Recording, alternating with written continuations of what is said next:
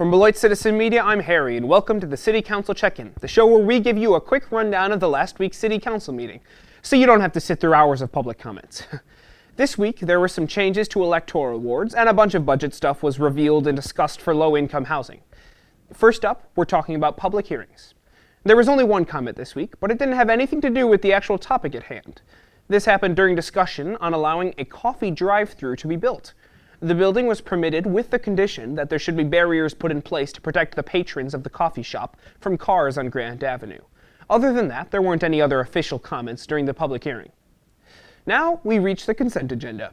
These items are so routine that they're passed without debate or discussion, so we'll be discussing them. On the routine side, this week the city continued its innovative pandemic response plan of giving out and renewing even more beer and liquor licenses. On the less routine side, 3 major projects using money from the state's Neighborhood Investment Fund were approved. These were a $9 million grant to Beloit College to renovate the Morse Library, turning its first floor into a social innovation center, a $3.4 million grant to Community Action Incorporated, and they'll use it to renovate the 47-unit Olympian Hills apartment complex. And finally, there was a $2.2 million grant to renovate the Beloit Historical Society's Lincoln Center.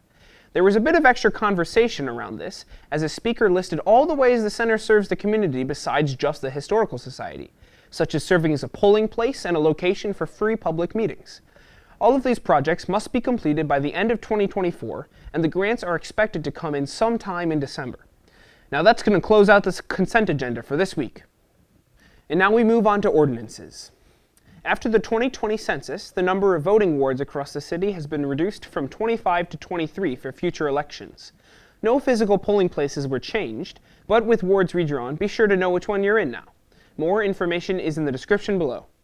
Driveways also got a second reading this week, and the council voted to allow larger driveways in residential areas. This, of course, was part of the grand conspiracy to make sure that there's always more snow to shovel in an effort to improve public health.